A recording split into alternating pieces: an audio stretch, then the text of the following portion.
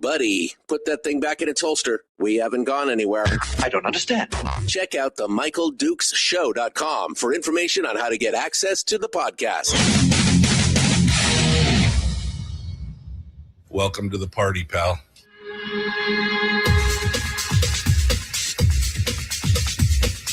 The Michael Dukes Show. The greed and the entitlement is astounding to me. What more could you want from a low-budget radio program? This is a dumpster fire. That was just BS.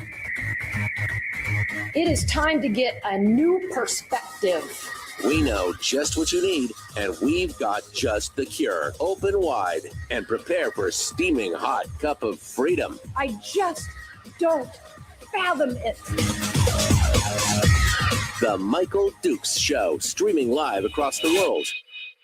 Live around the world on the internet at michaeldukeshow.com, where you'll find links to the audio-only live stream, as well as our social media sites on Facebook, YouTube, and Rumble, where we simulcast the show every day. And also, of course, live around the world on plain old terrestrial radio. Well, not the world, but the state of Alaska. On this, your favorite radio station, and or FM translator. Hello, my friends, and good morning to you. Are you ready for the hump day, middle of the week, downhill slide to Firearms Friday? Man, it's it's crazy around here. 11 degrees outside the old radio ranch here on top of the world in Homer, Alaska. Although it says it feels like 11 below. I mean, you know, what are you going to do? Weather continues to be chilly burr around the state. Current temperature is 3 degrees in Anchorage. There is cold weather advisories for much of the lower half of the state. Fairbanks, we just know it's going to be cold. There's no cold weather advisory. It's just Fairbanks, right? But in Anchorage today, very cold wind chills, lows expected to be like 25 below, and that's until about 11 a.m. this morning, with wind chills up to 25 miles an hour, 30 miles an hour. Coldest winds will occur with temperatures warming up after 9 a.m. On the Kenai Peninsula, same thing. Very cold wind chills, Homer, Seldovia, Seward, Whittier, and Valdez until 1 p.m. tomorrow. And again, the strongest winds expected this morning. And wind gusts up to 35 to 45 in Seward and Whittier as well. And then in the Mat-Su, 35 below, up to 35 below with wind chills in Palmer, Wasilla, Sutton, and more.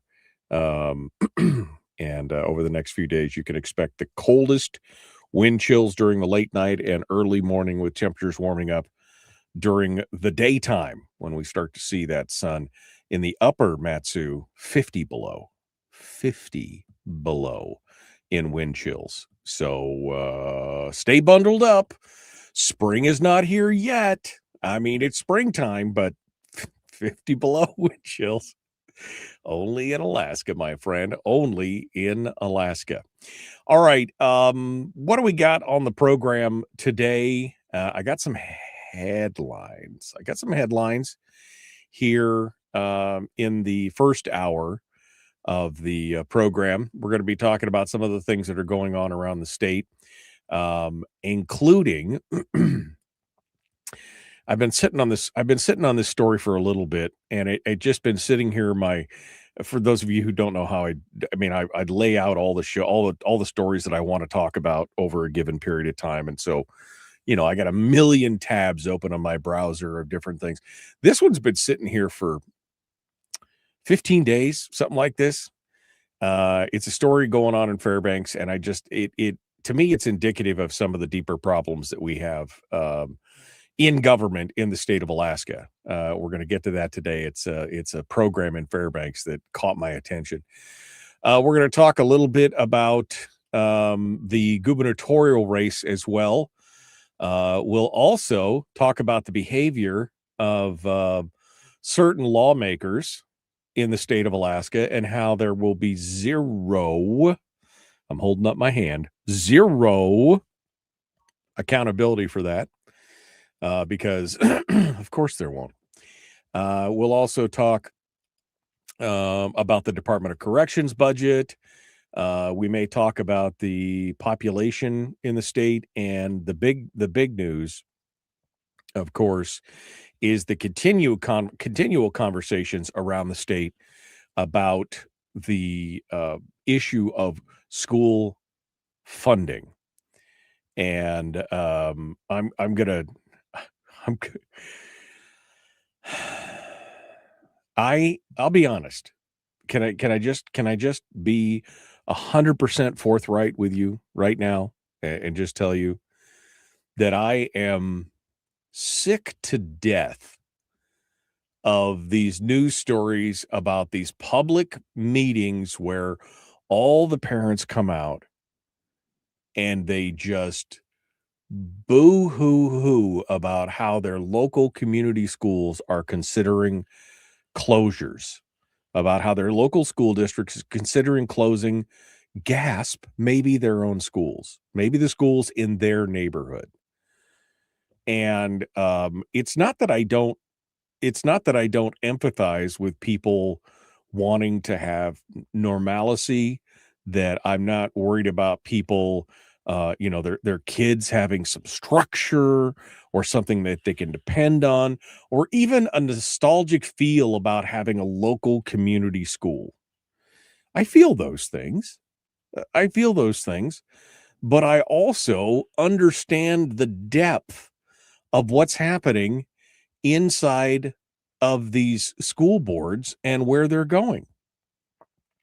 I understand the problem that most of these school districts are facing are, for the most part, self-inflicted wounds, that they've had an opportunity and they've had the ability to make these harder choices over a longer time frame, and have instead decided to put it off or just demand more money from the state, and then point the finger and act like this is a state problem instead of a fundamental problem with the management of money.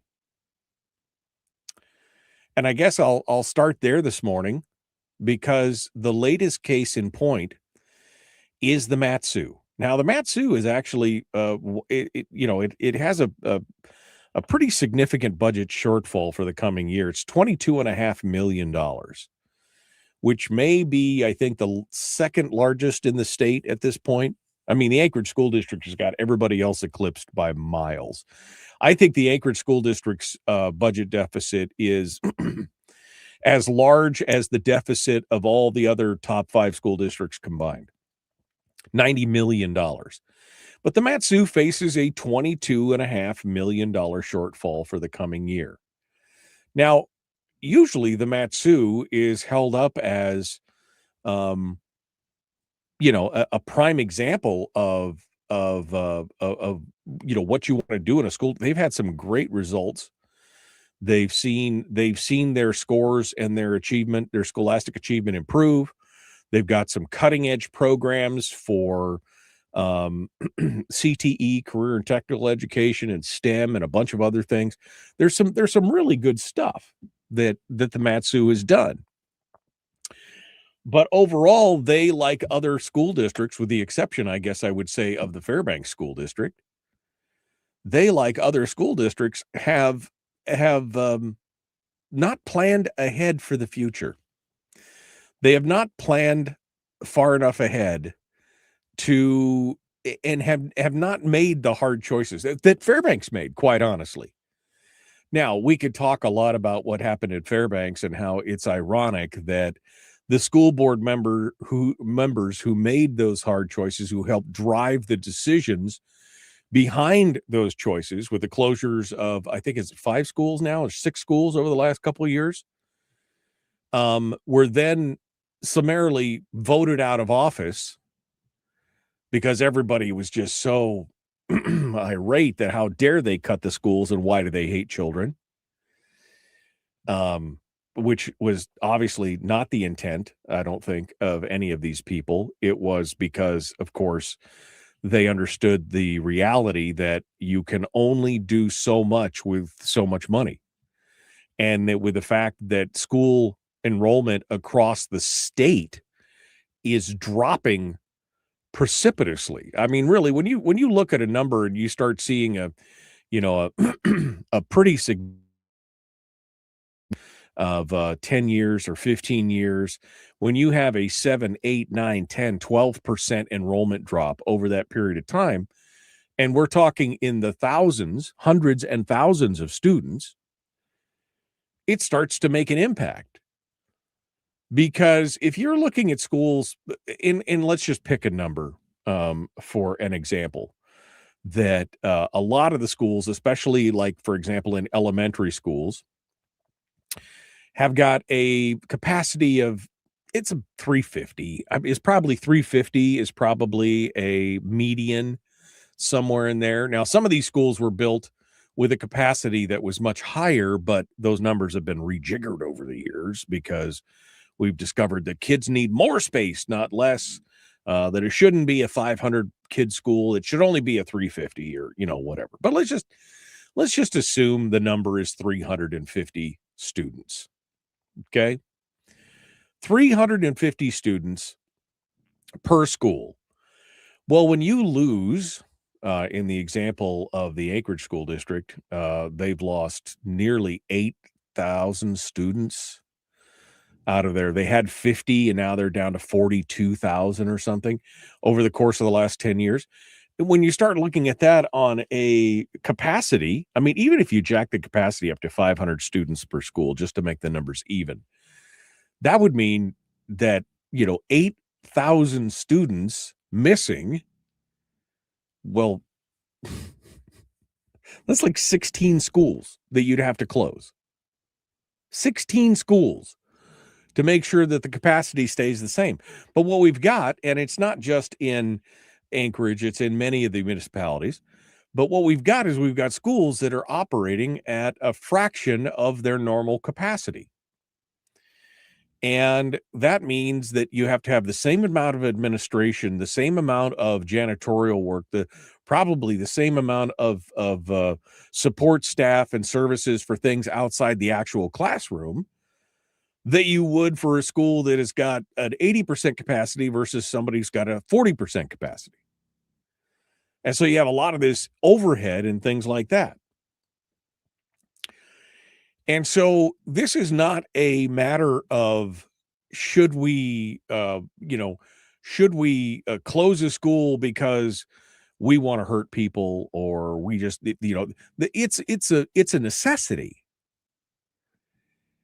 And when all these people get up and the story in the Matsu Sentinel, Amy Bouchat's over at the Matsu Sentinel has put this story together, talking about the Matsu school districts, where they're now re-examining one of the proposals to cut nurses at schools, that they were going to create a district, they were going to create a rotating nursing schedule. Now, look, I don't know if having a nurse at every school is, maybe that is necessary. Okay. Again, I never sent my kids to the brick and mortar school, so I don't know exactly how that works. I don't remember when I was a kid. I remember going to the nurse once or twice when I was a kid, but that was a long time ago. So maybe that is something that should be kept and responded. But the fact that we keep going through all this and we see crowds of people standing up with signs saying, save our schools. We want the school in our neighborhood and everything else. Well, that's great. Then how about, instead of an area-wide tax, how about we create a specialized tax that's districted, like in road service areas, but for schools? Now, I mean, I'm sure that there's probably some state law that prohibits that, but I'm just saying, what if that was the case? Would you be willing to pony up an extra $1,000, $2,000 a month? Or maybe it's a per kid tax. Maybe you got 2 or 3 kids in school, and now it's 1 or 2. It's $1,000 a kid. So now you're into it for $2,000 or $3,000 a year.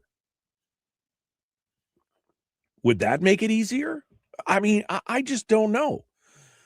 I mean, I remember changing school. We've talked about this. I feel like I'm repeating myself all the time on this issue because we keep coming back to it. But I mean, I remember when I was a kid, and I couldn't have been very old.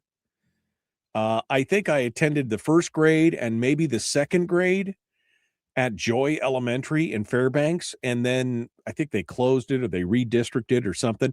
And then I ended up going to Barnett in Fairbanks, which is, it's across town. I mean, across town. It's a 5-minute more drive through downtown Fairbanks to get there. But I was already coming from out by Fox, right, on a bus. I was already riding 40 minutes on the bus. What's the big deal?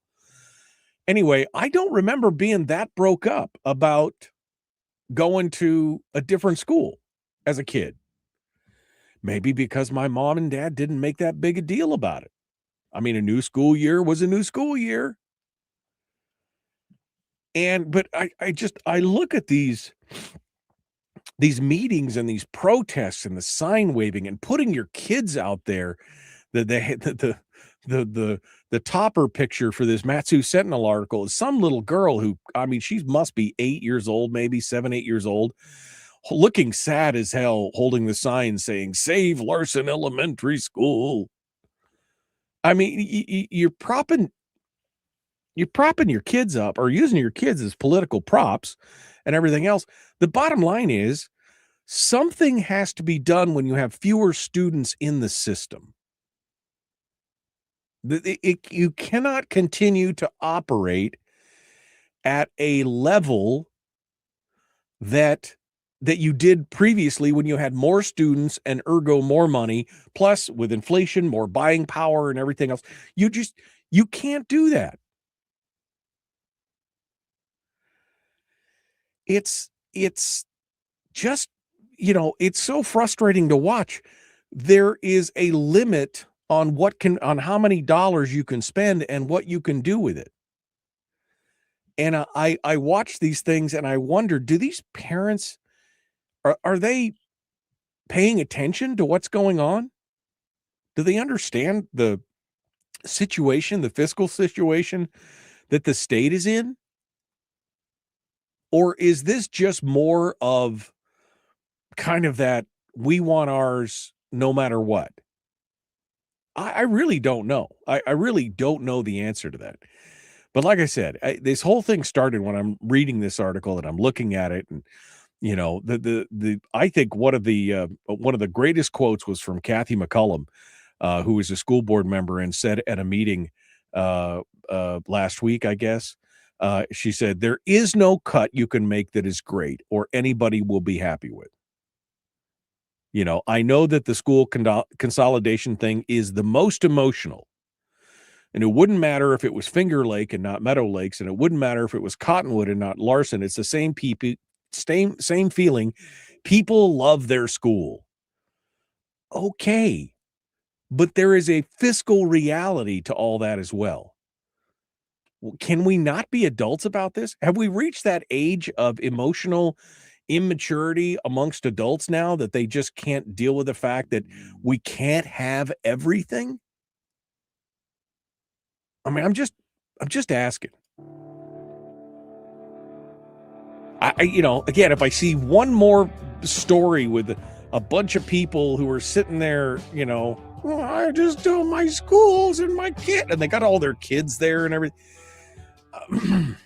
All right. It's so irritating to me personally. Maybe you're fine with that. I don't know. We'll be back. The Michael Duke Show. Common sense, liberty-based, free-thinking radio. Oh, Sarah Vance is going to be joining us in hour 2 to talk about elections. We'll be back with more after this.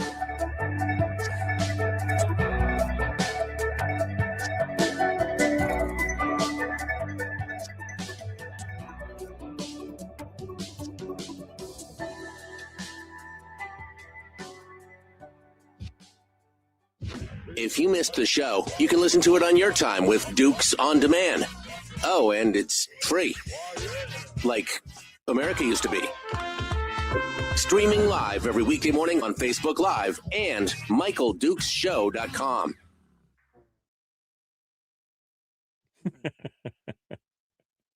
Cindy just said, the feels always win over fiscal responsibility. And that's what I mean, really it is. It's the feels. Corey says, I don't recall ever being in a class that had less than 30 kids in it. There were no teachers' aides. Kids behaved and were punished if they didn't, respected our teachers. Oh, and I rode a bus for an hour to get to school. We survived without the issue and succeeded. I mean, yeah, I remember many times being in classes that were 25 to 30 kids with just the one teachers, no teachers' aides. This story talks about, did I close it? I didn't. Okay. The story talks about some of the cuts that they were going to make.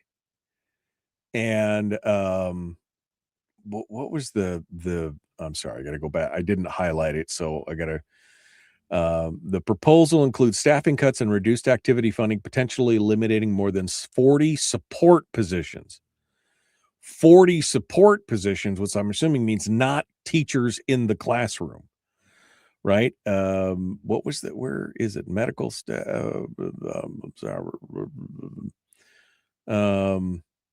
Special needs. Where is the okay. Oh, there you go. The proposal going for a board vote later this month includes cuts to more than 40 staff members, including 9 administrators, 16 elementary school instructional coaches. I don't know what an instructional coach is. 7 high school and middle school librarians, 7 record specialists, and some elementary specialists. Are any of those teachers? I mean, in the classroom teachers? If not, then I guess that's a good call. But I mean, how I don't know, just so many of them. Yeah, it's kind of crazy.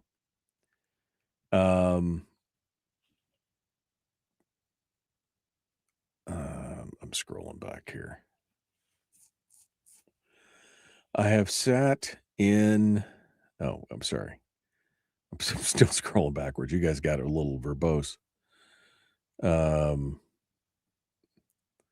Man, Ian, can you like say the same thing 7 times here? What's going on with all this? Starting to look a little bit like spamming in the chat room. It's only 5 below, said Jeremy.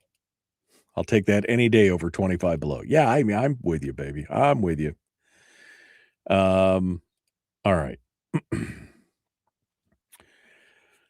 Let's see. Good morning. Will you be discussing the KPB mayor's story on not funding to the cap, or did you cover that already? I haven't yet. And in fact, I had heard something about it, but I couldn't find the Peninsula Clarion couldn't find anything. Can you link me some details on that, Cindy? Just so I had heard somebody say something about it yesterday, and I was like, what? Okay. Too many schools with failing results deserve to be closed like any business that has a product that's no longer useful to the market. Get with the times or be eaten, says Tim. Well, and it's not just that. It's just that the consolidation has to happen even if there weren't failing results. You know?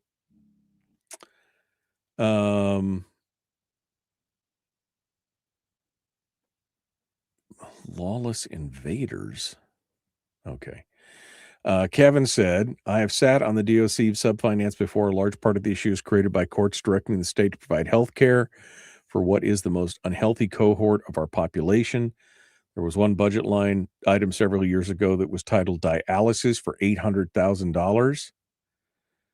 I asked them how many prisoners were covered by that. The answer was 1. It's emblematic of what is wrong with the DOC budget. Yeah, I mean, they've got court-ordered mandates for a lot of that stuff. Absolutely. Absolutely. 7 schools. Thank you, Rob. Not 5 schools, but 7 schools over 4 years. They made the hard choices. They did what they had to do. And yeah, what did they get for their troubles? They got unelected for their troubles. All right, here we go.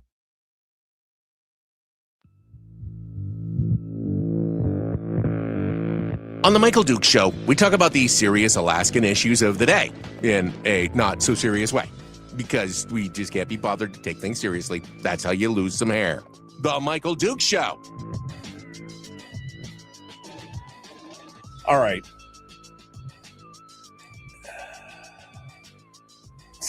Sorry. I'm trying to get caught up in the chat room. Here, Cindy made the comment we started off with this morning. The feels always win over fiscal responsibility. I mean, that's the truth, right? I mean, there is an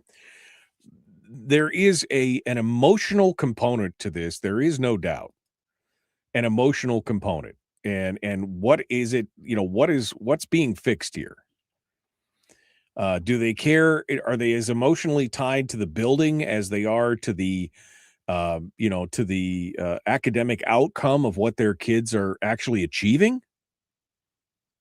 I mean, that's a whole different question there, right? And Rob Myers corrected me. It wasn't 5 schools that they closed. It was 7 schools that they closed over the course of 4 or 5 years. And of course, what happened? What did they get for their troubles? The ones that were, forcing them to live within their means got unelected because, they hate children. They hate children. I mean, I could see this. I could see this going on right now. All right. I guess we'll take a break from the educational push for the moment, because that is, I guess it's low-hanging fruit. It's easy. Yeah. All right, we're going to sorry, somebody just asked me a question that I hadn't even heard of. What did you hear about the latest Republican defection? Delana Johnson, of all people. Defection to what? I'm confused. We'll see. We'll see where we go from there. Okay. What else was I going to talk about? I guess we'll talk about this story, because I've been hanging on to it for a while and I wanted to make some commentary on it. This was from back in the end of February. KTUU has got this. And it says Fairbanks Neighborhood Housing Services is launching a dual-pronged offensive to help combat a local housing shortage that persists regardless of income level.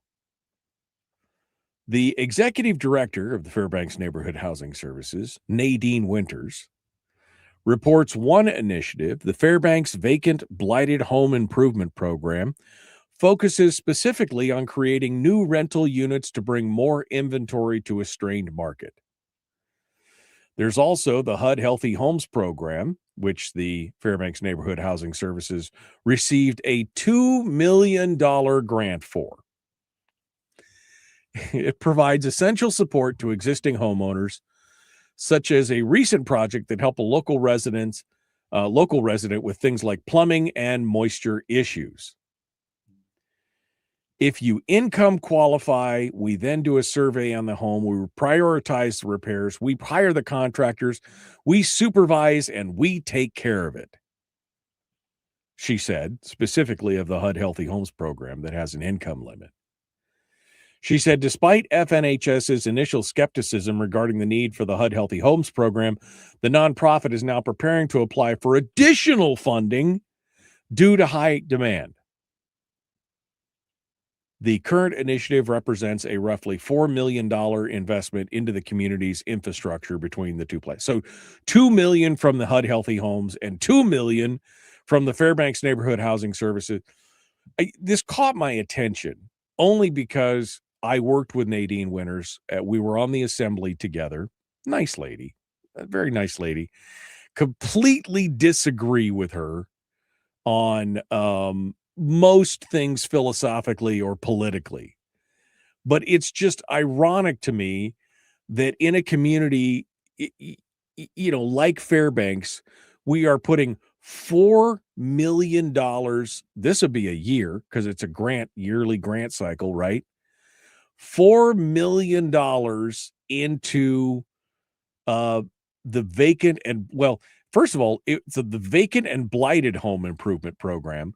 But then they talk about the healthy homes where they're actually on, these are not vacant or blighted homes. These are homes where people are living and they're having, and again, just another government subsidy for something that all the rest of us are struggling with. Now, they said, again, they mentioned in the story 2 or 3 times, you have to qualify for income, income qualified.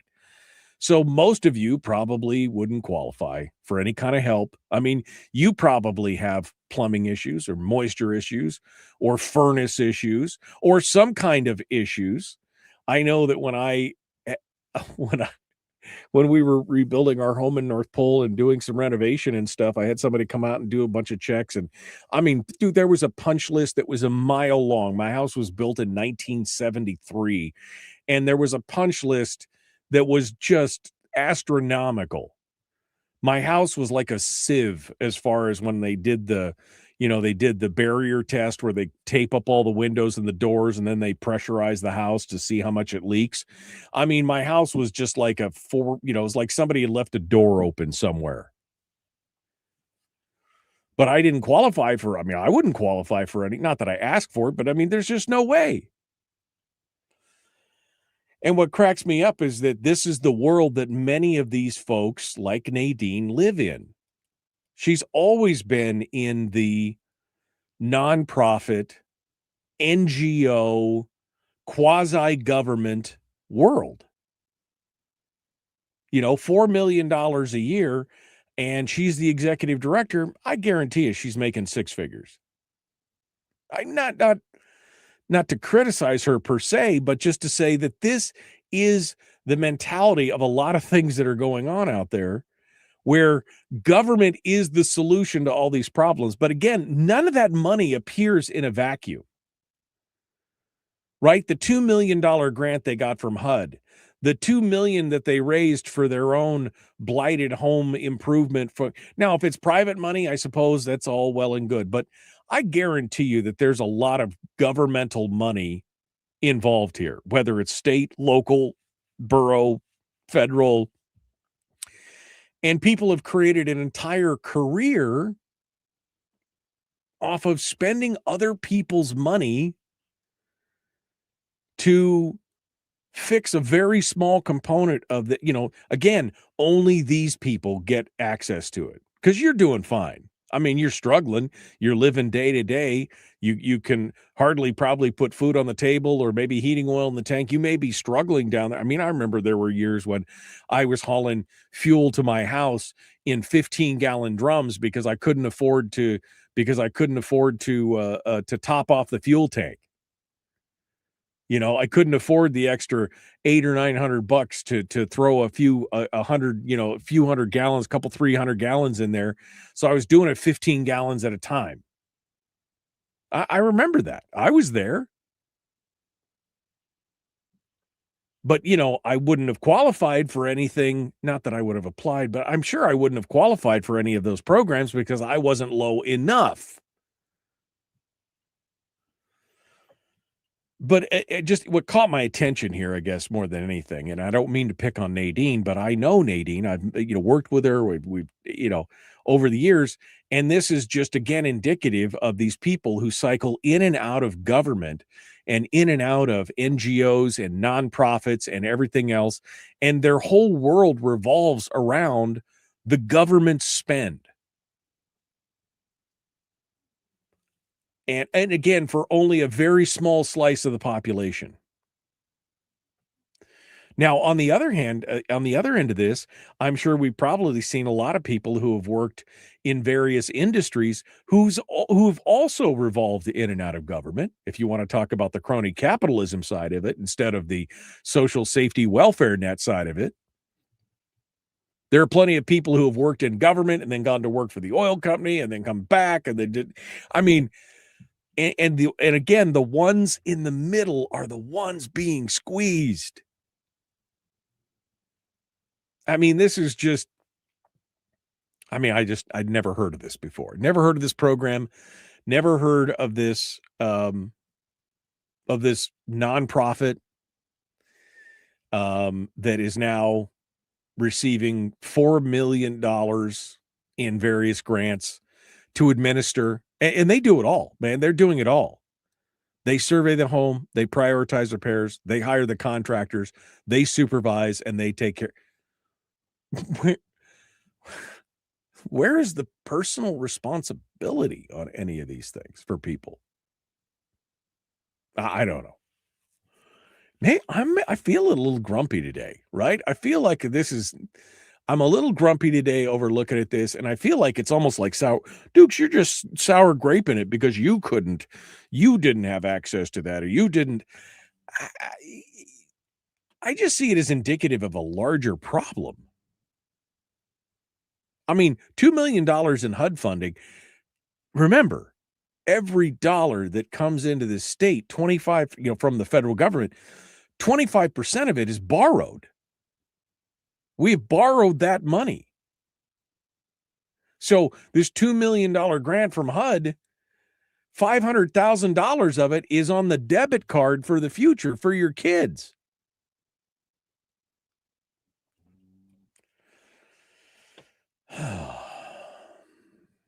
All right. You know what? We're going to take a break. That's what we need to do. I think we're going to continue here.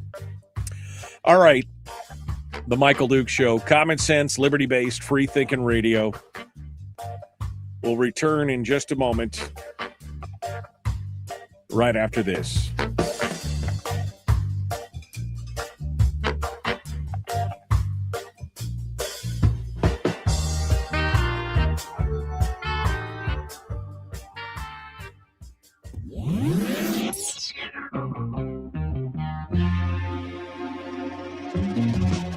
Running on 100% pure beard power. Oh, also some coffee. We dip our beard in coffee. Ha, nice beard. The Michael Duke Show. Okay.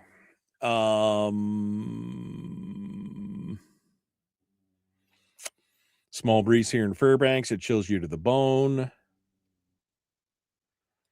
It's 38 below outside. Yeah, says Frank. I didn't even know this. Nadine has been on 2 different radio shows this last week. All your tax dollars at use at work.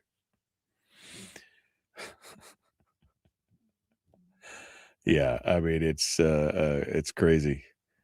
According to the Fairbanks home builders, says Rob, we haven't built enough homes recently because of the cost of materials and labor. They spend more to build than they can sell the house for. Well, that's a problem. That's a problem.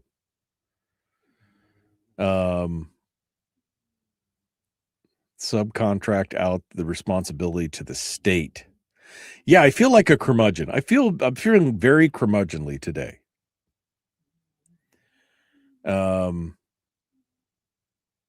There's no way I would trust a contractor hired by an NGO. Lowest bid, worst work, says Tier. Well, I don't know about that. I don't know if they have to go to the lowest bid or if there's who knows how that. I have no idea how that procurement works. They may have, favorited contractors there. I have no idea. No idea. Cindy dropped me a link here, but I can't do links on I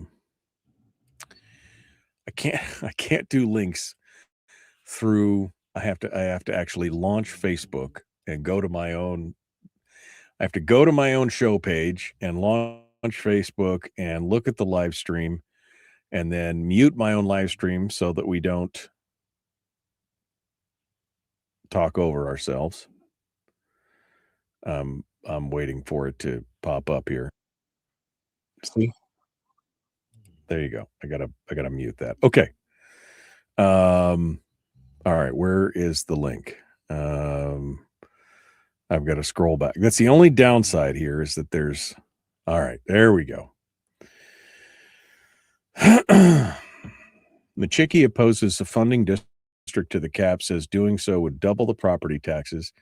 He made the remarks during a joint luncheon at the Keynote on March for delivering an update to the current.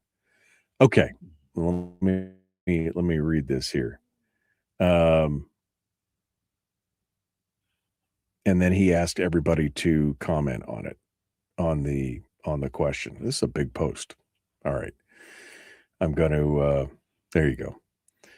Machicki opposes funding school cap, says doing so would double property taxes. Borough mayor said Wednesday that while the borough strongly supports education, funding the borough to the cap for the school district would create an unsustainable tax burden for borough residents.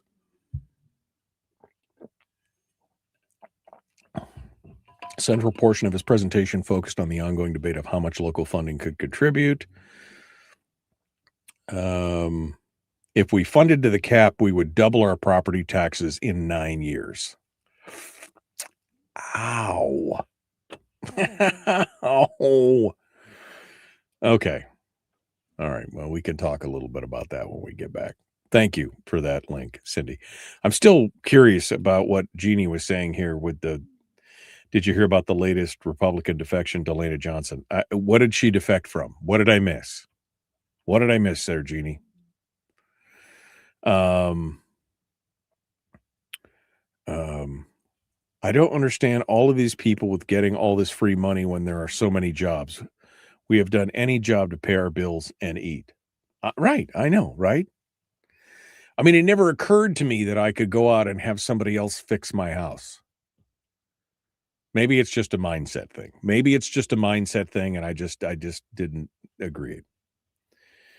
Corey says, I do not agree with the free money programs, but houses here were built poorly and now have to get reasonable financing. You have to meet strict building requirements. Well, again, not to be too dickish or curmudgeonly, but that sounds like a you problem, right? That sounds like a me problem. I got my house inspected when I bought it, and I knew all the foibles and the problems with it, right? I mean, yes, I understand, but wow.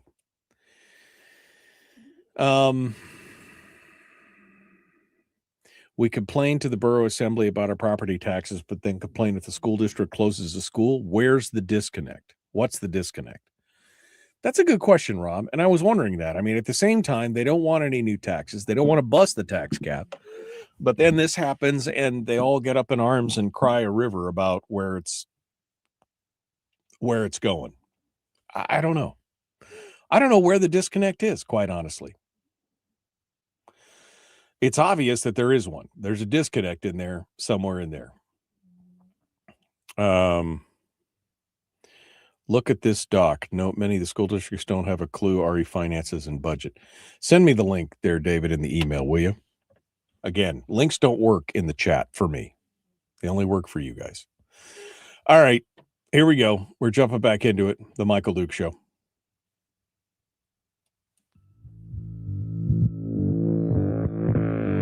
Today's recipe is the important Alaskan news of the day with a dash of sardonic smile, a pinch of eye twinkle, not that you can see that on the radio, and a touch of acidity.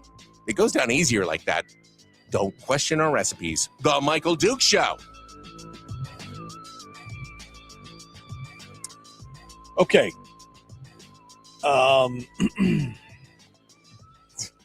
There's a lot of commentary and questions and things going on in the chat room.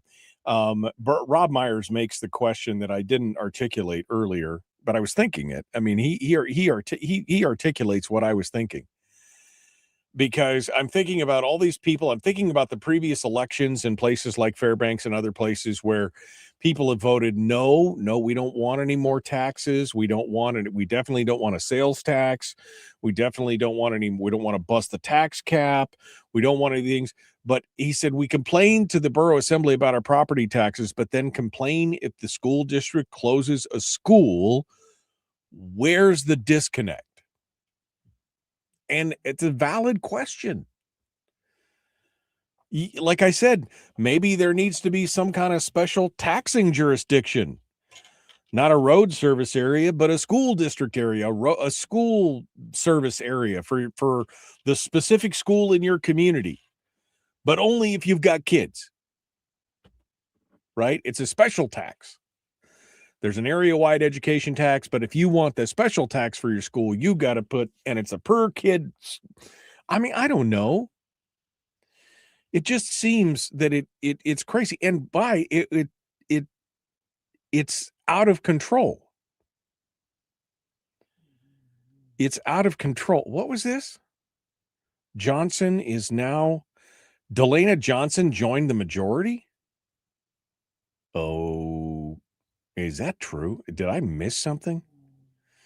Why was that not top headlines on everything that I've been reading all day, every day? Delana Johnson, who was just on the program last week, you're saying that she joined the majority and defected. Is that true? Not that I doubt you. I'm just like, what? Heard that, and nobody's been reporting on it. Maybe I don't have my finger on the pulse as well as I thought I do, you know? Anyway, you know, the problem with this education thing is that there's just never enough. There is a story that somebody brought to my attention in the chat room. Cindy in the chat room was talking about Mayor Machicki in the Kenai Peninsula Borough, and there was a Wednesday meeting at the Kenai and Soldotna Chamber of Commerce on the 4th. It was reported by our friends over at KSRM that while the borough strongly supports education, funding the Kenai Peninsula Borough School District to the maximum allowable cap under state law would create an unsustainable tax burden for borough residents. We're talking about funding to the cap, to the maximum level, the maximum contribution allowed by law. And he said the borough already contributes significantly more than the minimum and has kept its education funding roughly aligned with inflation. But he said that continuing to raise the local funding to the cap would be problematic because he said if we funded to the cap, we would double our property taxes in 9 years. You would double the property tax. I mean, we've already, we talked about the struggle is real for folks down here on the Kenai Peninsula, especially in the Homer area where land prices have kind of gotten out of control. But that if you funded to the cap with inflation and everything else, your taxes, your borough taxes would double in 9 years. That's wow. But that's what people want. That's what people, there's people out there who are crying, well, we want to just do it all. He also suggested that enrollment declines raise question about how efficiently the district is using its facility. Oof. He said declining enrollment is another key factor affecting the district's financial outlook. The biggest impact on school funding is missing kids, not the BSA. And he said, people have been voting with their feet. Roughly 35% of borough students now participate in homeschooling. He said that's about $10 million leaving the district in homeschools. If General Electric lost 35% of their market share to other builders and went, I'd be very worried about my stock in General Electric. Wow. Machicki and I agree on something. He says, if you're running a business and you had storefronts that had very little business, you'd probably consolidate into storefronts that had a lot of business. That's essentially the bottom line. Putting the money into services instead of buildings that are half full. I mean, again, enrollment. Enrollment is a huge component of this. But the fact that in 9 years you would double your property taxes, that That's gonna sting. That's gonna sting. Yikes. All right. What were some of the other stories? Do I have enough time? I've only got 2 minutes left of this hour. Only 2 minutes left of this hour. We didn't even get into the Department of Corrections budget. I got sucked into the school thing again. Damn it. It's every day. Department of Corrections, though, $523 million for the Department of Corrections, which was, it's a lot. It is becoming one of the most expensive departments in the state. Although there is some reasoning behind that. I mean, that's not all, that is not all, just because they're running amok. There's some mandates. Kevin McCabe in the chat room made a comment here that I wanted to read because I had heard some of the behind the scenes stuff. He said, I've sat on the DOC sub-finance before, Department of Corrections. He said a large part of the issue is created by the courts directing the state to provide health care for what is the most unhealthy cohort of our population. There is one budget line item several years ago entitled dialysis at $800,000. I asked them how many prisoners were covered by that. The answer was one. Emblematic of what is wrong with the DOC budget. I mean, that's the thing. If the courts have said you've got to pay for all this stuff and these people are all unhealthy and yada, yada, yada, and healthcare costs are not getting cheaper. Nope, they're getting more expensive. And remember, they wanted to bring all the people home and house them in this state instead of sending them outside, even though it was cheaper. I mean, again, maybe we should be farming them out to some other state again. I just don't know. I mean, because it's also a manpower thing. Anyway, we don't have enough time to get into that. It's an interesting conversation. Sarah Vance is coming up next. And we're going to talk with her about elections, election integrity, her bill, and more. It's all directly ahead. The Michael Duke Show. Common sense, liberty-based, free-thinking radio. We return with more right after this.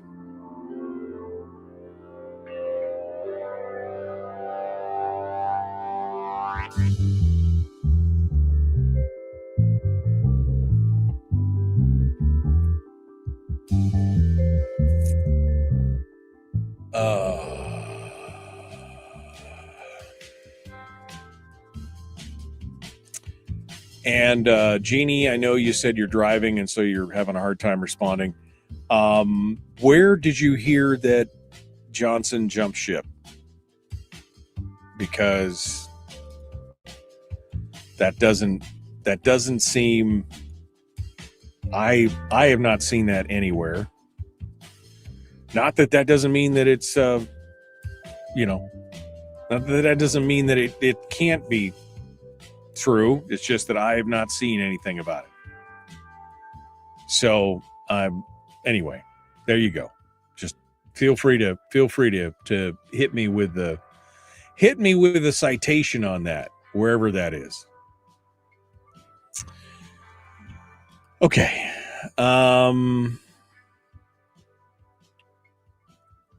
Crime does pay. All right. Sarah Vance is going to be joining us here in a minute. Let me go back here. What Terry said. Terry said, well, if that is true, why would anyone be surprised? Well, I mean, she fought to be minority leader, and there's the thing. I mean, I would be a little surprised. And I think this is what Kevin is saying. I do not believe it to be true. I mean, nobody has said that that's happened. That Delana jumped ship. Now, I'm not seeing it reported anywhere.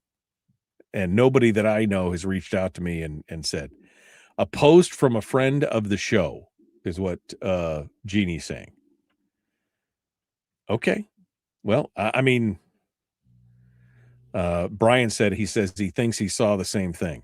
Well, And maybe it's a whisper campaign. Maybe it's true. Maybe it's not. But I have not heard anything about Delaney Johnson joining the majority. Now, if it happens, would I be totally shocked? No. But I will reserve judgment until I see something a little more solid on it. But yeah, if you find it, Brian, or if Jeannie, if you find it, then just hit me with it on the way out here, because it's, all right, what else we got? Deferred maintenance. Chris is over here trying to stir the pot for me. Deferred maintenance. I don't understand any of these people. I don't. Oh, we read that earlier. Okay, sorry, I'm still trying to get it. People in the FNSB tend to think, oh, affordable housing, then moan and complain when the rent goes up and never realize that property taxes go up so that their rent goes up. Yeah, I mean, again, it's all being paid for by quote unquote free government money. But again, the money isn't free. The money isn't free. Frank says, I think MD's show revolves around government spend. Well, I don't know exactly how you mean that, but I mean, you're not wrong. Not wrong. No YouTube window today. Oh, guys, I keep turning it. There's supposed to be a default setting where it stays on, and it just doesn't stay on. And then I forget to turn it on because I get ranting about something, and then none of you can see the chat. I apologize. I share all the best ones with you, so don't worry about it. You're not missing much. I share all the best ones with you. All right. Sarah Vance is in the chat room. She's in the green room eating all my damn donuts. Let's go over here and see what's going on. Hello, how are you? Accusing me of eating your donuts first thing in the morning. All my virtual donuts are being eaten right now because of you. How are things going down there in the windy, wispy land of Juneau? Oh, it's going well. We should have the supplemental budget for a final vote potentially tomorrow. Wait, what day is it today? Today's Wednesday. Today. It could be today. It could be today. And is it up to the $600 million that I saw? Because at first it was going to be 500, then it was going to be 450, and then I saw that there was some capital stuff that they're throwing on there as well. So now it's 630 or something. Last I heard was 535. It could have changed, but it's been stuck in limbo on the Senate floor in third reading for a couple of days.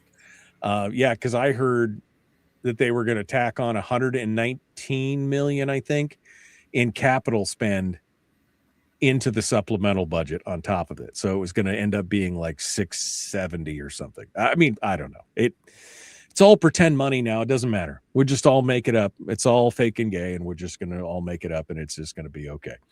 Anyway, hi.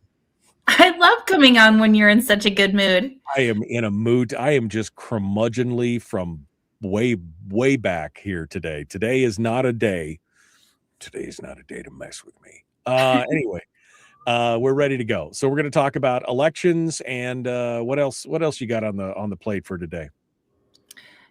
I'd really like to explain the election bill. It's a different scenario than what I've been in before, and I think it's worthy of giving it some airtime. Okay, we could do that. And do you want to make any commentary on Zach Field's behavior yesterday? I saw that the minority made a press release, but you got any other feelings on it? Well, I did see what he wrote on the sign that he was holding up. It was a big notepad, and how he chose not to stand and clap, just in recognition of the seat of our only member of Congress. Yeah. Come on. Yeah. Zach, where's it's disrespectful. Where's the statesmanship, right? Yes. All right, here we go. The Michael Duke Show, common sense, liberty-based, free thinking radio.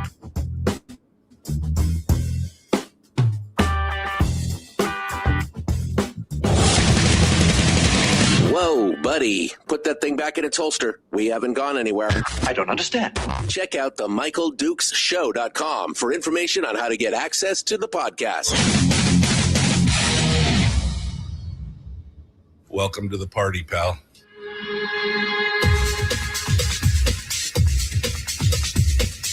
The Michael Dukes Show. The greed and the entitlement is astounding to me. What more could you want from a low-budget radio program? This is a dumpster fire. That was just BS. It is time to get a new perspective. We know just what you need, and we've got just the cure. Open wide and prepare for a steaming hot cup of freedom. I just don't fathom it. The Michael Dukes Show, streaming live across the world. Live around the world on the internet, michaeldukeshow.com. That's where you go to find the links to the audio-only stream and links to the social media sites like Facebook, YouTube, and Rumble, where we simulcast the show every day so you can see this bearded magnificence every morning. I mean, it's a terrifying, terrifying sight. But also, of course, live around the state of Alaska on this, your favorite radio station and or FM translator. Hump day today, middle of the week, downhill slide. Sarah Vance is patiently waiting in the green room, eating my virtual donuts and drinking my virtual coffee. We're going to get to her in just a hot second. Quick look at the weather around the state. It's like 9 degrees here on top of the hill in Homer. It's 3 below in Anchorage. It's 30 below in Fairbanks.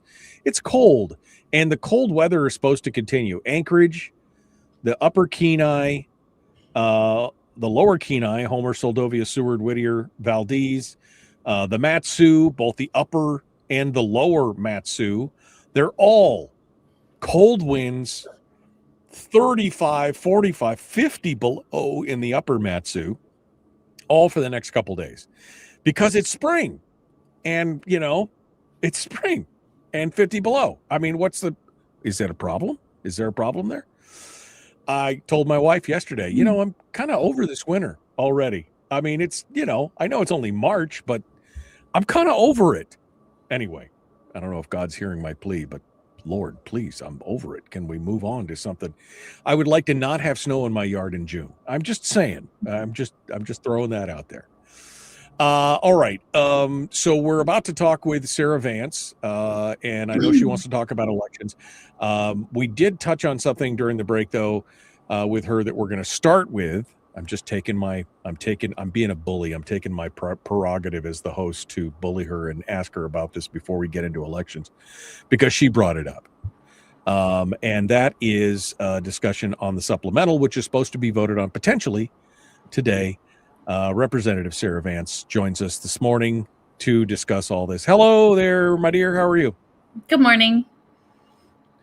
Are you ready to go here? I'm ready. You're ready. She says, I'm ready. I'm ready. All right. So before we get into the elections, and I do want to get into that, you did say that the supplemental bill is potentially up for vote today. I asked you if it was 600 and something million. You said, no, you heard it was 530. It could have some capital stuff in it. Nobody really knows the number. Just to be clear, the 530 was operating supplemental, and I heard that they were going to try and tack on 119 million or something in capital monies. So that would have been 670 or whatever it is. It's huge. It's huge. So somebody in the chat room asked a very valid question, Sarah, which I'd like you to answer before we move on to your election stuff. What is the supplemental exactly? What is it supposed to be? Can you explain it to the layperson who's like, how does that work? Can you tell us what your thoughts are on this? Yes, it's a great question. The supplemental is often referred to as the fast track supplemental. And traditionally it's been that, hey, we have a higher fire season than we anticipated, so we need more money for that budget before the next calendar year starts July 1. And it helps make up for revenue that was needed in the current fiscal year, or a disaster emergency like in Halong. There are times where, hey, we need to put some more money in the current fiscal year to situation. That's a supplemental. It's passed earlier in the session and is meant to be a quick budget response. Right. It's a true up, right? I mean, it's Yeah. we budgeted for this year. It's like a household budget. Well, we budgeted our budget for this year, but we had unexpected expenses. The water heater exploded. Right. The car caught on fire and we had to, whatever it was. It's some unexpected expense that we didn't budget for. So we're just basically backfilling a little bit on it. And usually it's $100 million or $200 million. And it's because of a forest fire or some natural disaster or something. But this year, $500 million in back funding with, by the way, 30 million of that is just what we call headroom. Just in case we need an extra 30 million to top off the humidors in the legislators lounge or whatever. I mean, whatever it is. Sorry, this is a little bit of an abusive process. I feel like in this case, $500 million potentially, and then to add capital stuff to it, to potentially up to $600 million.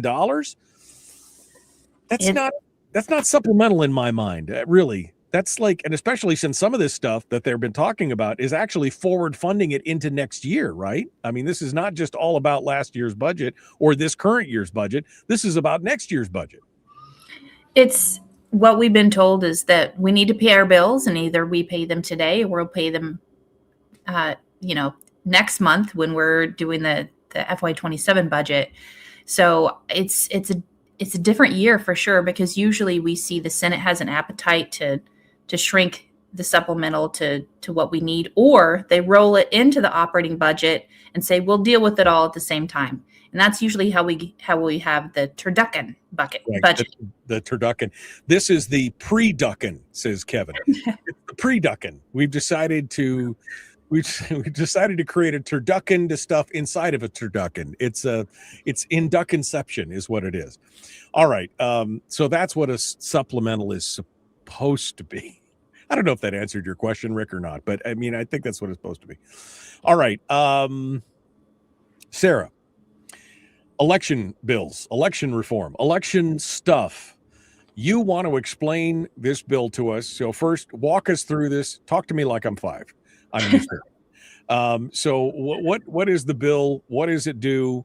What are you trying to accomplish? What is happening with it? Let's start there. Okay. Well, first of all, I've been instructed I can't talk to people like they're 5 anymore. I get in trouble for doing that. I'm used to it. This is just like my normal state. Talk to me like I'm 5. It's fine. Anyway, you have my permission to talk to me like I'm 5. Go ahead. Well, this is a Senate Bill 64, a new committee substitute version R was adopted in House Finance on Monday. This is the agreement that Bill Wielechowski and I have been working on since last session with Senator Mike Shower and the governor's office. Now, I'm not going to speak for the governor's office. I've been hearing that the governor doesn't like this bill. However, I've kept the agreement that was started with Senator Shower, Bill Wielechowski, and myself from last session. And we've actually been able to cut the bill down by a third. So it's now approximately a 17-page bill instead of a 24-page bill.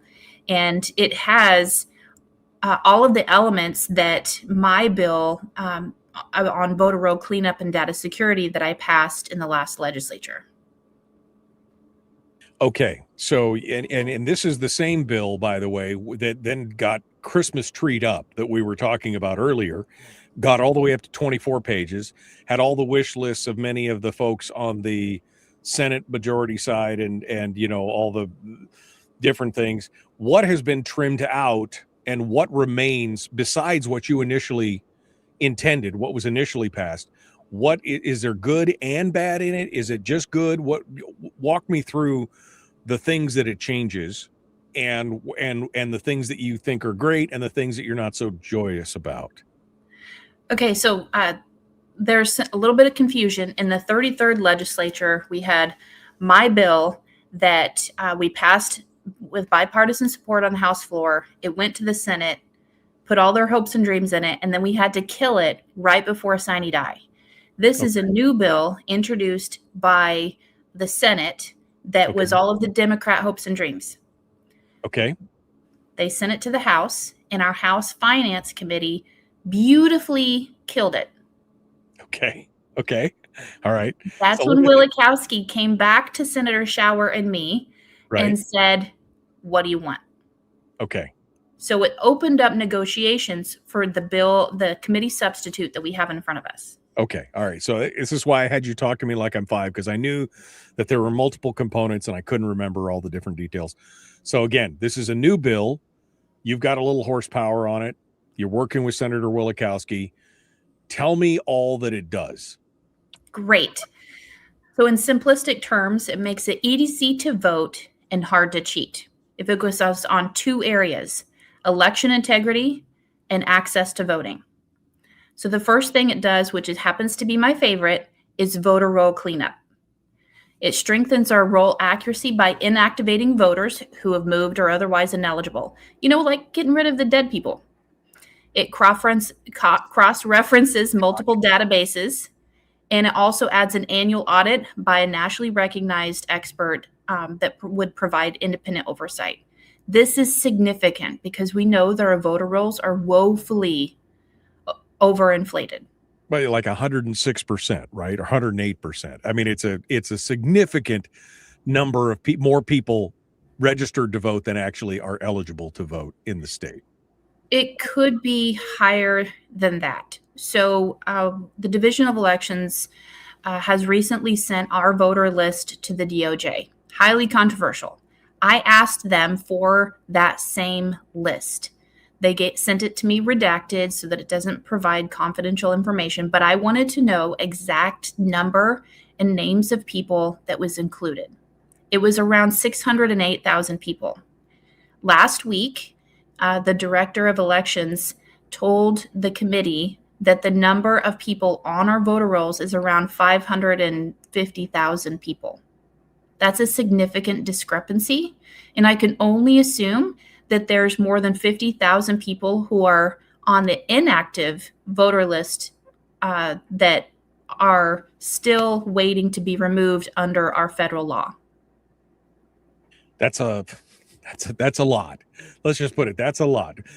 608,000 down to 50 to 500,000. That's a lot of, that's a big difference when it's all said and done. So what would be the process for that? Would this affect our upcoming elections? Would this be a 2-year process? Is 5-year? I mean, because I know that there's like a process where it was like staged in, was it 3-year chunks? I can't remember, but it was, we cut a little bit, and we cut a little bit, and we cut a little bit. And I always thought, how are you ever going to keep up with that, with it doing it so slowly? Is this a faster thing or is it a slow thing? This does shorten the timeline on when people would be moved to the inactive voter list. So we, on the master register, voters are active and inactive. And according to federal law, we cannot cancel a voter from the master register for 2 general elections. That's federal law that we have to abide by. However, we can move people to the inactive list if they have moved or no longer a resident. So this is an annual practice, and it would, according to this bill, it would require them to update on a regular basis throughout the year to make sure that they're keeping track of people's movement if they've moved to a different district, moved out of state, or maybe someone's deceased. Okay. So that's part of the voter integrity and voter security. Is there other parts that confront security and things like that? Because I know we've had some breaches, we've had some concerns about security in elections, breaches and bags found on the side of the road and some other things. So what else does it do? Well, Michael, I feel like you have my notes, which he does not, which is actually pretty fantastic. So the next thing is data security. Okay. And it limits the use of election data between departments to just focus on election administration purposes. It adds safeguards to protect confidential personal information, and it also requires a notice of a data breach. Remember in 2020 when 113,000 Alaskans data was breached and is out there on the dark web, no one was notified for months. And we were pretty upset by that because there was no notification prior to the election. And this would require any notice of a breach to be disclosed within 30 days and to immediately work with investigators and let voters know if your information has been breached in any way. You need to know that right away because it impacts your daily life. Yeah. So there are a variety of data security measures within the bill, but overall, we're increasing that dramatically. And we're also increasing election crimes for anyone who tampers with the election process in any way. All right. Sarah Vance is our guest. We're gonna put a pin in this for just a moment because we're up against the break, and we're gonna continue here. Don't go anywhere. The Michael Duke Show continues. We're gonna find out more about what this bill does and what we can do to support it or oppose it if you oppose it, I suppose. And we'll have more questions for Representative Sarah Vance up next. The Michael Duke Show. Common sense, liberty-based, free-thinking radio.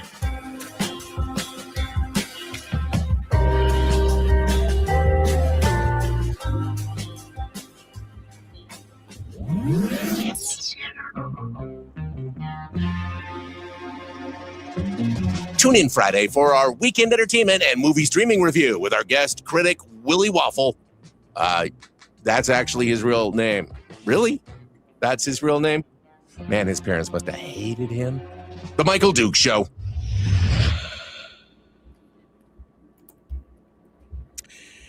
Okay.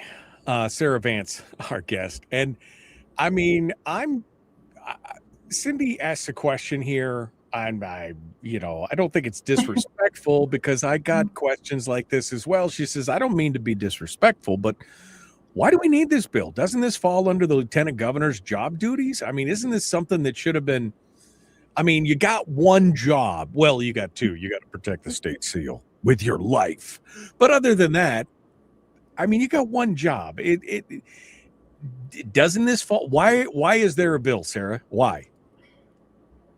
I think it's pretty obvious why there's a bill is that the security measures, the voter roll cleanup has not been happening at the rate that we need. But also we do have statutes that are guiding the division of elections. And this bill tightens those timelines and provides more clear direction. But the other thing to keep in mind is that we don't know who the next administration will be. And we want to provide clear guidance in the law for what they are required to do. Yeah, this is an ongoing problem. Excuse me. This is an ongoing problem. I mean, Frank says, my daughter has not been a resident for 15 years. I'm still getting voter mail. She's still on the list. 15 years. We obviously have an issue here, and no administration has taken care of it. I don't care which administration it is. No administration has taken care of it. So we need to deal with this. That's one of the reasons why this bill has come out. And it's such a contentious issue for many people. And as you said, some groups want to put all their hopes and dreams into it. And so now we're coming to a compromise. We're going to come back. When we come back, we'll find out some of the other things that are in it. And because you're making it more secure to vote, but you also said it makes it easier to access the vote as well, and we'll see where that goes from there. Corey asked, was anyone investigated and or punished for the last election issues? I think that's a big no, right? I mean, Sarah, has there ever been any kind of accountability in any way, shape, or form from any division or LG or anything like that? Anytime there's a breach, there's always an investigation, and the division sends all of that information to the Attorney General's office. Anytime they find any discrepancy of someone they feel should not be on the voter list and is there illegally, they send that to the Attorney General's office because the division does not have authority to investigate themselves. But let's keep in mind that our own state law has put limits on the Lieutenant Governor's office for the timeline that they can remove people. And that's what this bill seeks to address. Yes. I'm sorry. I got distracted by somebody else's comment. And a lot of good comments this morning that, Frank says, Gabby's still free. Gabriel, what was it? Gabriel Ledoux, that's been what, since 2017, 2018? We're still dealing with some of this backlash of Yes. people interfering with elections. Was that part of when you said you've hardened the law a little bit more, was that kind of in part due to some of the things that are asserted in that lawsuit? Oh, I haven't looked at her lawsuit specifically. I've listened to Alaskans, just highlighting some of the issues that we've heard here today and the need to provide clear statutory guidance. If we want our lieutenant governor to follow the law, no matter who they are, then we have to give them that clear guidance rather than leaving it open to regulatory discretion within the department. And that's simply what they've been doing, Right. because the legislature hasn't spoken up on as clear of a directive of what I feel is necessary. One of the major problems, I think, with election rolls, voter rolls, and I think a lot of this problem really accelerated when they started combining the PFD application with automatic registration, because I think that created some issues. And is that a component of this? Are they going? Is there a way to break the link between the automatic voter registration and a PFD application? Is that part of this discussion, or? Well, that was part of the negotiation, and Senator Shower specifically asked, hey, we want to get rid of this automatic voter registration because it's really created a lot of confusion and headache, and that was a non-negotiable. Shower asked if we could make it an opt-in instead Right. of an automatic. Hold on. Hi, folks. Let me just do this. You don't look that excited that you're listening to the Michael Duke Show, but it's probably just because you got a bunch of Botox. Are you smiling? Blink twice if you don't. This is the Michael Duke Show. Sorry about that. I had the wrong amount of time on my timer. I was not keeping track of it. Sarah Vance is our guest. We were just talking about automatic voter registration and the permanent fund dividend application. When that started, I think it really, again, accelerated the problem that we had. And Sarah was just telling us that that was part of the negotiation process, that's something that had been asked for, right? But what was the outcome of, can we break the tie between the two? And you were saying, Mike Shower said, maybe we can even just get an opt-out kind of thing. We didn't get the opt-out. However, what we did get is that every year when you apply for your dividend and you're already on the voter registration list, which is highly likely for most Alaskans, is that will not constitute contacting the division. So there is a provision that says if you reach out to the Division of Elections, if you sign a ballot measure, if you vote, if you sign up to receive your PFD, that is considered contacting the division and keeps you in active status. And we recognize that would keep people in active status every year when they apply for their dividend, even though they may not be voting. And we wanted to remove that provision so that there could be a truer assessment of our voter rolls and if people are really intending to be on that voter roll and active voter in Alaska. Okay. So you said that this bill, which is SB 46? 64. 64. I had it reversed. So SB 64, you said it makes elections more secure and it makes them also more accessible. So let's finish up with the security. Is there any other security things that have been done? We talked about cleaning the rolls. We've talked about cybersecurity now and things like that. Is there anything else that it makes it more secure for the voters and cleans up the potential for fraud or anything else? Yes, we have included ballot tracking. This is something that we have secure multi-factor authentication online ballot tracking system that allows voters to monitor their absentee ballot when it's sent, received, and accepted by the division, and also will notify them if their ballot envelope was insufficient, potentially causing their ballot to be invalid. This, the key here is the multi-factor authentication. This is something that the division has not been using, and we want to make sure that when you log in to look at your ballot, that you are the actual voter. Okay. All right. Good. So that's a good. So that's it in its entirety for the security side. Now, what about the ease? Am I right, or am I missing something here? There's a few other technical components of increased security, but that's the main gist of it. And the ballot tracking will show where our ballots are going instead of this huge, mass mail out of all these extra ballots everywhere. This puts a track on them so that we know where they're going and when they come back. This is a significant step in data security and keeping track of our ballots, really. And that's a plus. I'm all about that. I'm all about.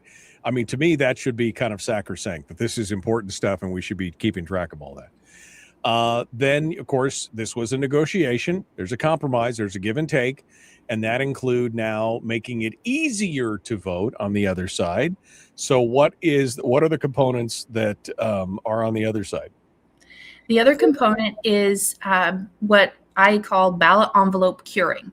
Right now, if you make a mistake on the envelope that you send your absentee ballot in, which includes your voter identification, your signature and your witness signature, if you forget a signature or maybe you transpose a number on your birth date or voter ID number, your ballot can be tossed out and not even counted in the election.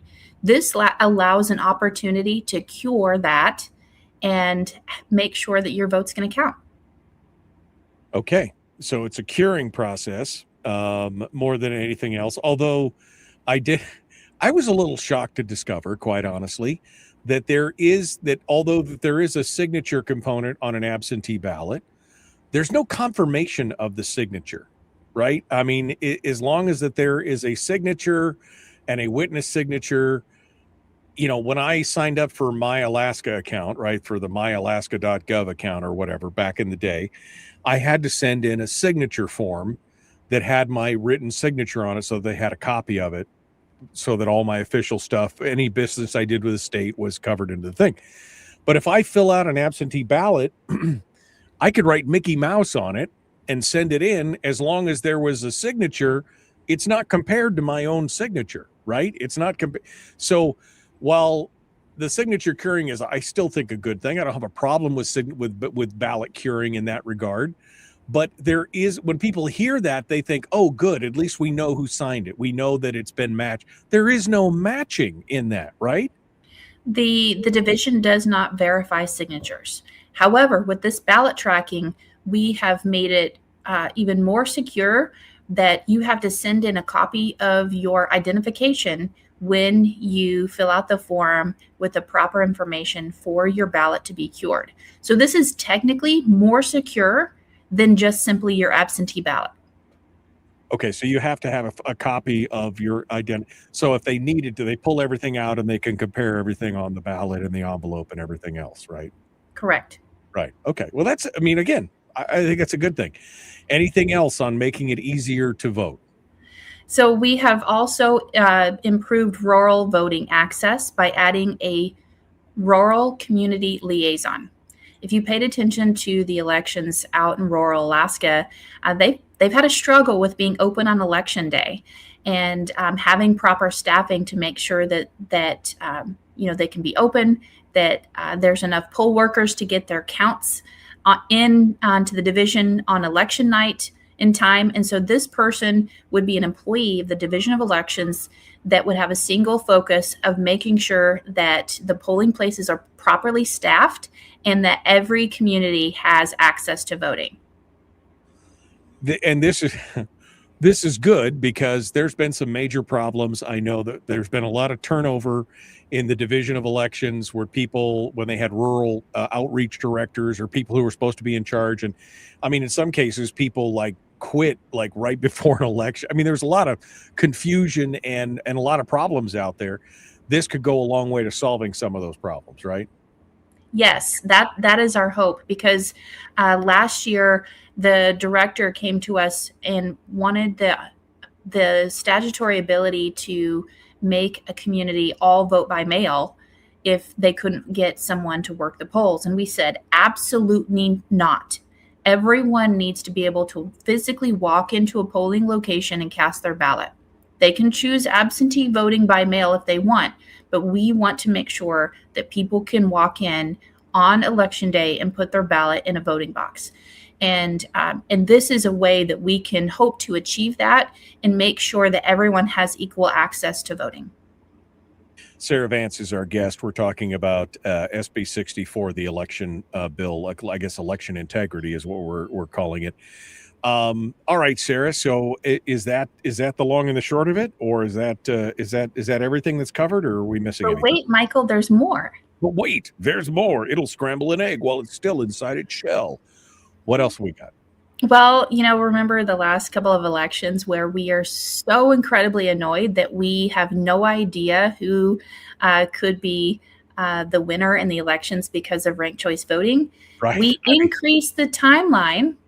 We're telling a daily publication of unofficial election results. We're telling the division in law every day you need to do a tabulation. Now, it would be unofficial, but instead of us guessing or having to go click on that box and find some techie that can decipher all of the code to tell us what the tabulations are, we're telling the division that they need to do it so that we can have an idea of potentially who the winners are going to be. Potentially, but it's still, what is it, a 14-day window or something after the election, 21, whatever it is. It's a long time, which is surprising when you got places like Florida and other places where they can tabulate 20 million votes in a hot minute. But all right, so that's good. At least we would have a daily count. And was there any interest in trying to shorten that timeline? I'm just curious for my own sake. Oh, absolutely. I want people to know that, this has been an 8-year tug of war, Republicans and Democrats. And Senator Shower and I in negotiation, we asked for all of the things, right? We said, hey, Congress is looking at not accepting any ballots after Election Day, period. If you didn't get it in on Election Day, it doesn't count. We should do that. And, they said, nope, can't do it.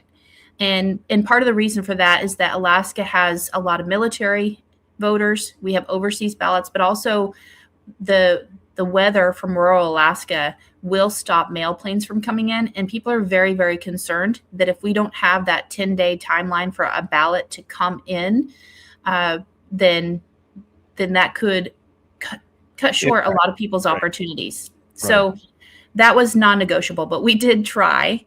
And, we are asking for all of the things. And so this is a negotiation. This is an agreement that we've said, what can we agree to that makes secure elections that every voter can trust?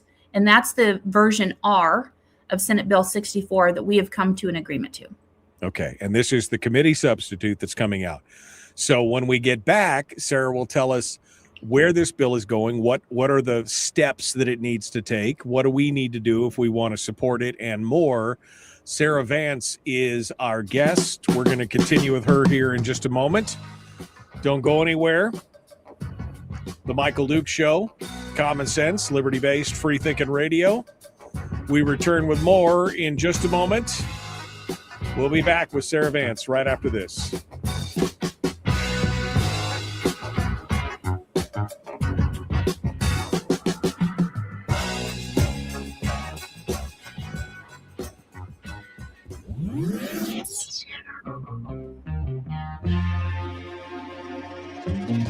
Listened to by more staffers in Juneau than any other show because their bosses told them to.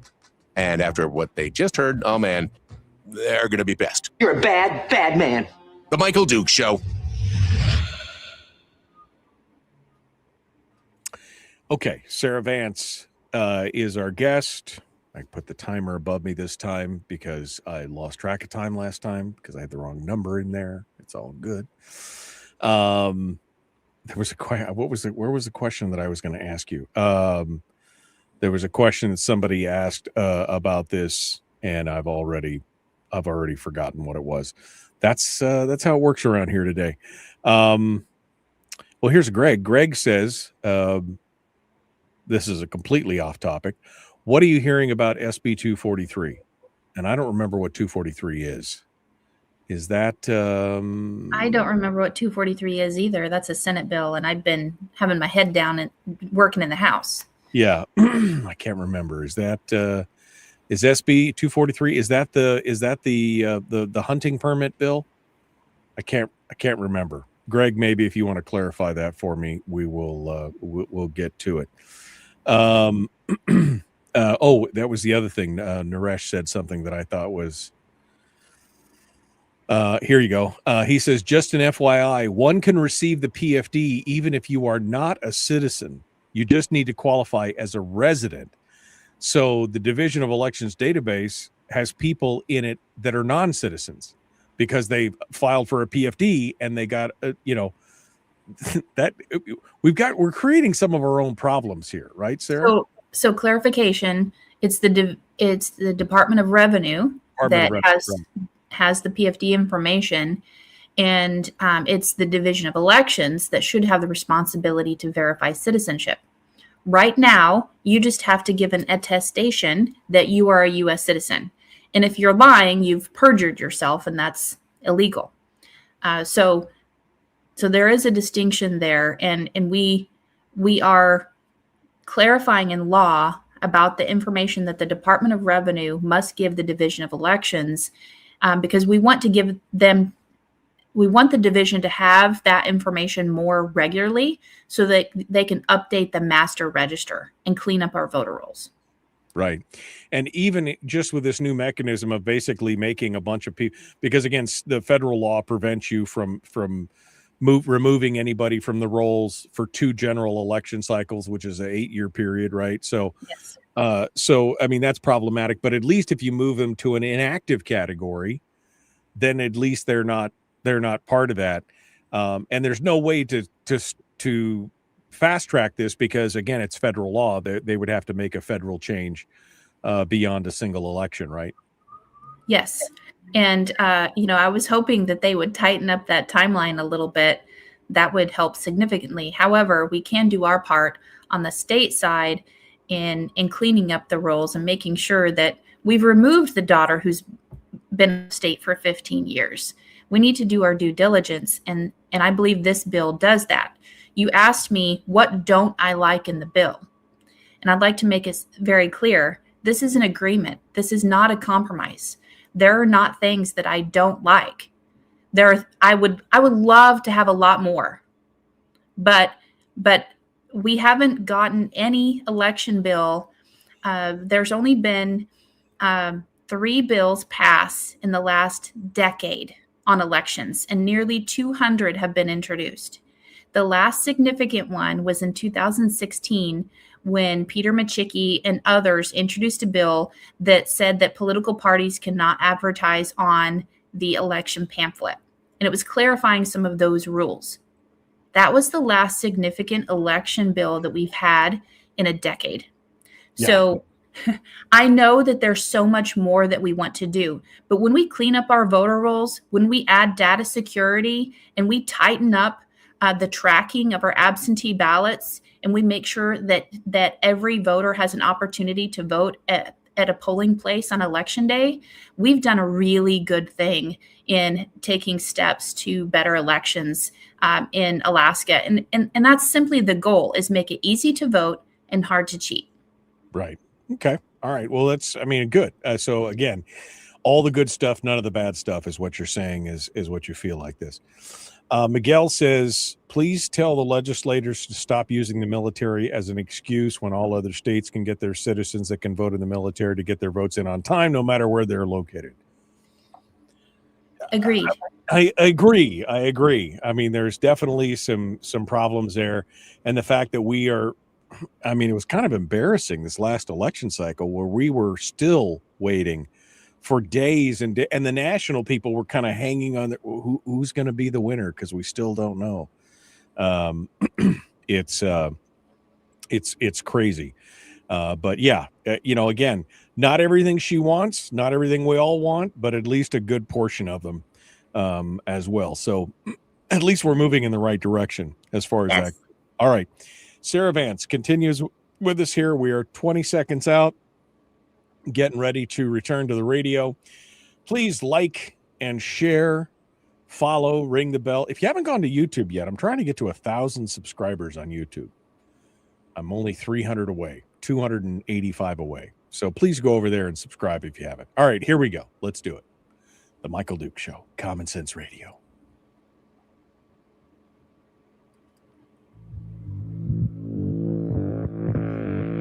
Broadcasting across the state from his own private studio with that killer 15-foot commute from the couch. The Michael Duke Show. Common sense, liberty-based, free-thinking radio.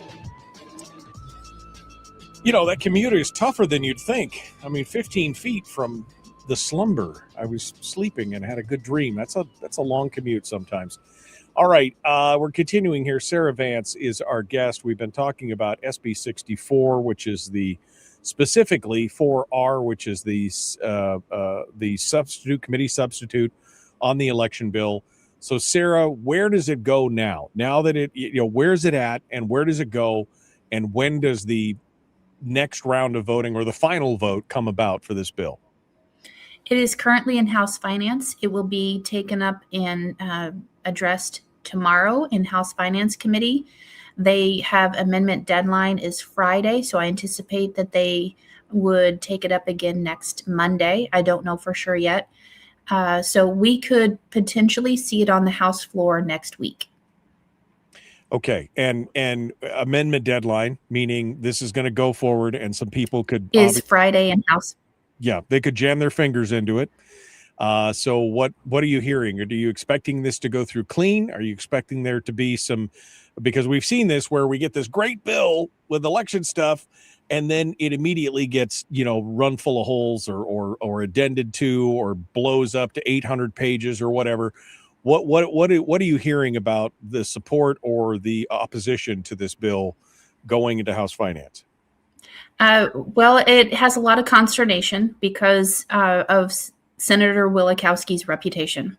However, he has been working in agreement with me, and like I said, upon the word of Senator Schauer, the work that we did last session together, and he has kept his word to me. So if there are any changes in this bill that I do not agree to, then I will not vote for it, and neither will any other Republican, and the governor will surely veto it. Now, I'm hearing mixed messages from the governor's office about it, so I'm not saying that he will support it. I'm hoping that he will. However, this comes down to, is this a bill that is going to stay clean that a conservative like me can say yes to? And I believe that it will, because we've worked hard to make sure that this is a bill that supports every Alaskan voter. And that's distinctively different than the pattern and the tug of war that we've had for the last 8 years. Okay. So it goes to House Finance on and Friday. They get their amendments in. They're going to rehear it maybe on Monday. What happens after that? Let me just, again, hypothetically, let's say it gets a passing vote.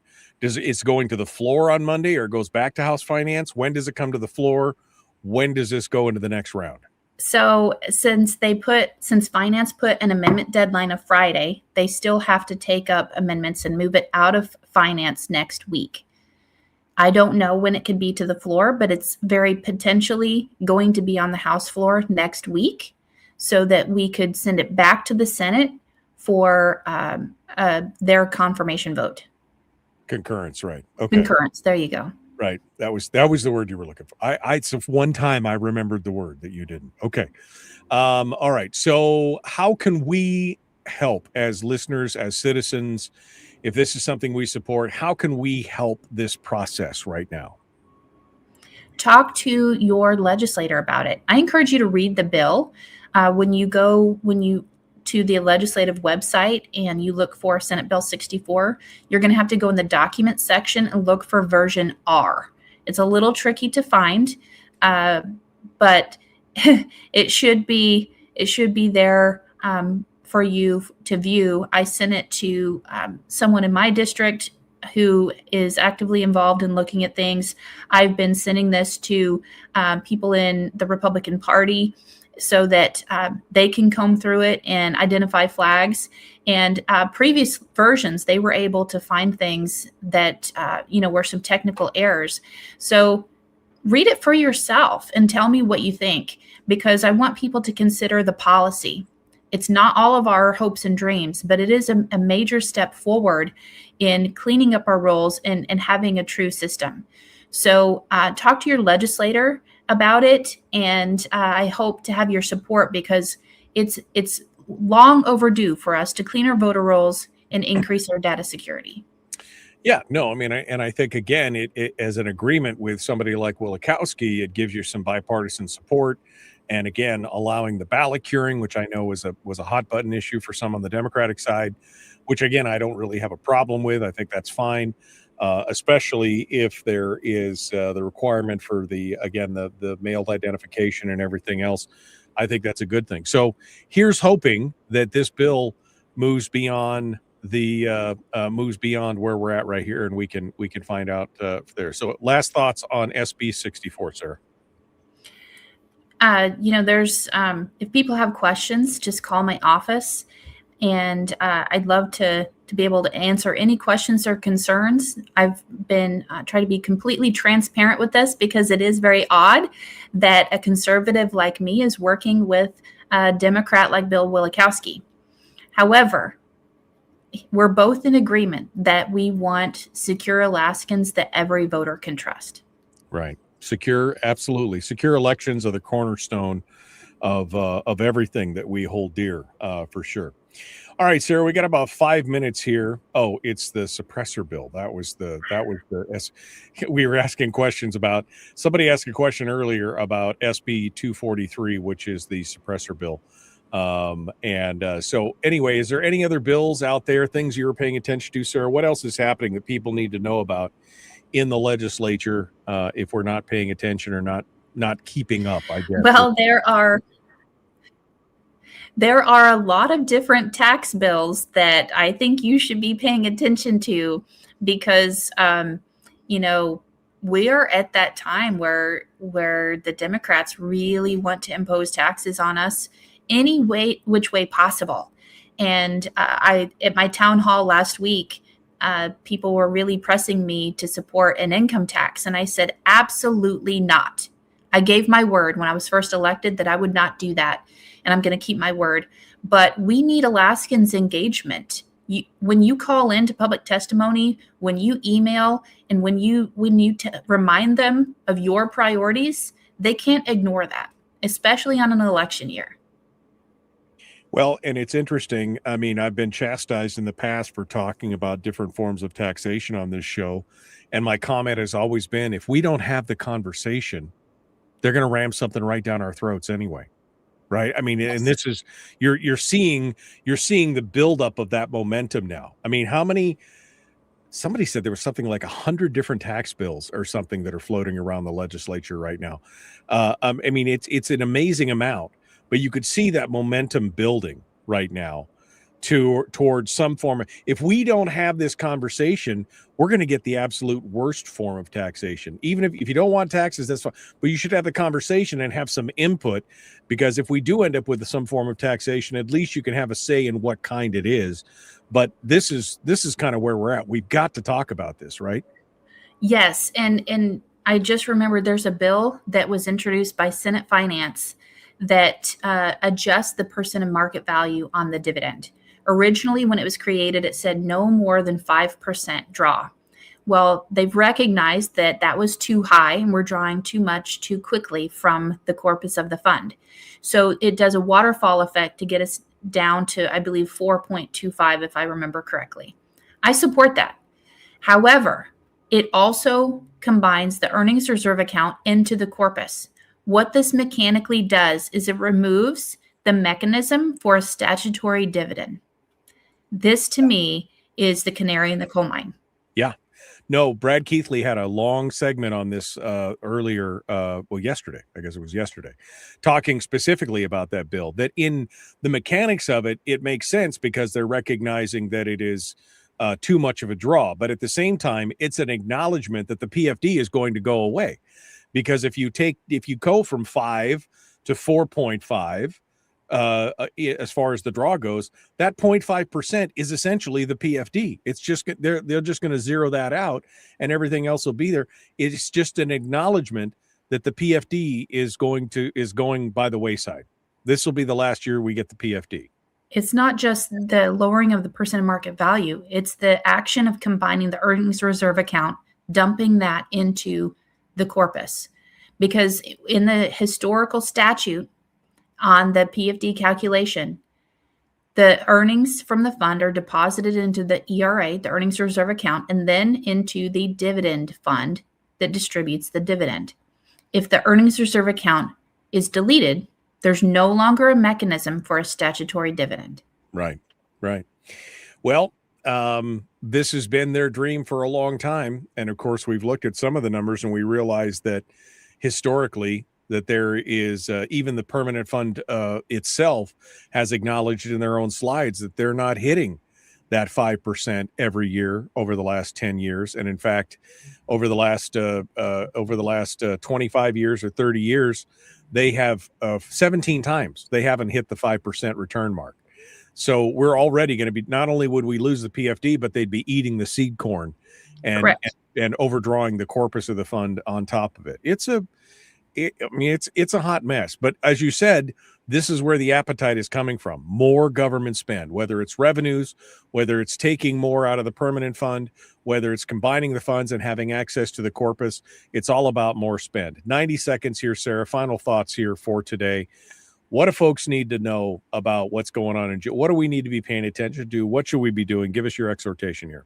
Well, I always love to say hello. I miss everyone, and I love the interaction that everyone has with the show. I was home last week for 2 days, so I likely did not get to see you, but hope to connect with you next time I'm home. And stay engaged. Follow my Facebook page, Rep Sarah Vance. I do post on X when I remember. But if you have questions, give me a call. All right. Sorry. I got 15 buttons. I pushed them all.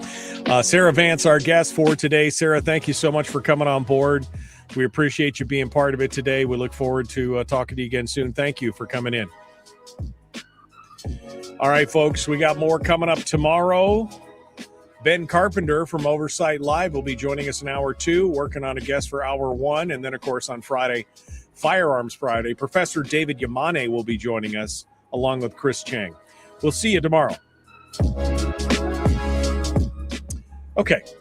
Final bite, Sarah. Anything we missed? Anything we should have hit on? Anything hit me with it here. Last final thoughts here. Well, on the data security, this bill is full of data security. In fact, some people don't like the idea of ballot curing because the Democrats have been wanting it for a very long time. However, Senator Shower said, if you want ballot curing, then we are going to have ballot tracking that with multi-factor authentication. And we have contingency language in the bill that says you can't have one without the other. So they can't remove that at last minute in the bill and still get what they want. We want to make sure that we are having the most secure absentee mail-in votes, and that we have the tracking ability to know where they're going when they've been returned and who is accessing them. So This is an even more secure measure than what we currently have. It's been a long, drawn-out process. Mike's been out of the legislature for half a year, and still we're still feeling his legacy of things that you and he and Wilikowski have worked on together. So it's good to see what you guys have been doing. Sarah, thank you so much for sticking with. Any predictions on the supplemental before I let you go? Just out of curiosity, you don't even want to touch that. I don't know. It will be an interesting conversation. It'll be. Wow, that's the understatement of the year. All right, Sarah Vance, thanks so much for coming on board. We will talk to you again here in the future. Thank you for being part of it today. Have a good morning, Michael. You bet. All right, folks. That does it for us today. We are out of time. We will be back tomorrow again, Friday. Looking forward to David Yamane Professor David Yamane will be joining us, as well as Chris Chang, Top Shot champion, season 4. We will see you guys then. Be kind, love one another, live well. The Michael Duke Show, common sense, liberty-based, free-thinking radio. See you then.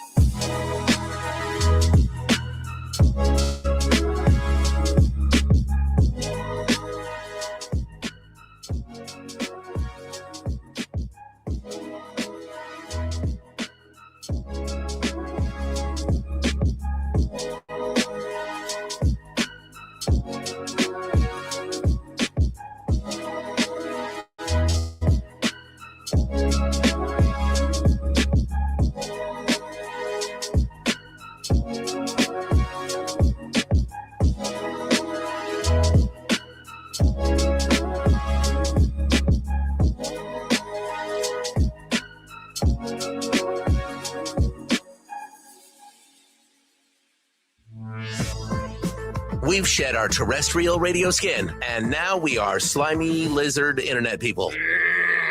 It's the Michael Duke Show.